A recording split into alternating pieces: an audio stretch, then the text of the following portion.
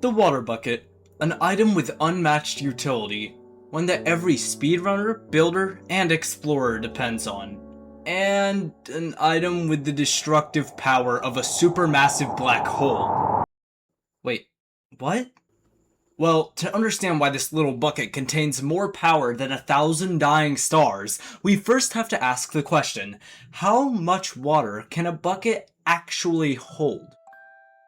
Well, at first glance, the answer seems simple.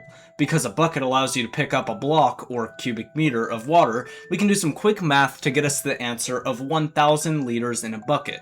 So that must be our answer, right? Wrong! There is one mechanic in the game that completely defies this logic. One that makes 1,000 liters seem like a grain of sand on the beach. I present to you the infinite water source. See, when you dig a 2x2 hole and place 2 blocks of water diagonally from each other, it not only completely fills the hole, but allows the player to take an unlimited amount of water out of it. This can only mean that there is an infinite amount of water in that hole, and if a bucket can carry 1/4 of it, then that same bucket can hold an infinite amount of water as well. Put simply, because 2x2 holes can hold an infinite amount of water, buckets can too. This simple fact brings us to a terrifying conclusion. Because water buckets hold infinite mass, they have an infinite gravitational pull as well.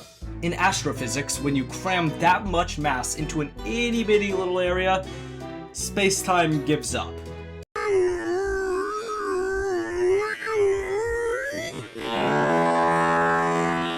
Oh, but that's just the tip of the iceberg. See, if water is truly made up of infinite mass, then how does Steve swim without getting instantly crushed by the infinite amount of pressure placed on him? Heck, how does anything placed underwater go without being crushed? And then there's the reason I made this video. Creepers. These iconic little guys are most commonly known for following the player until they get close enough to quite literally explode, usually killing the player.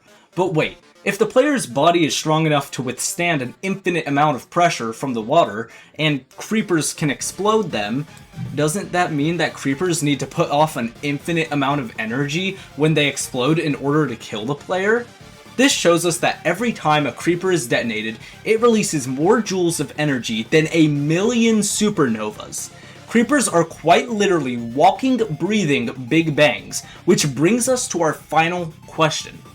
What happens when an unstoppable force, such as the creeper's explosion, encounters an immovable object, such as water? Short answer, nothing.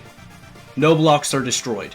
The all-powerful water consumes the infinite amount of energy placed upon it.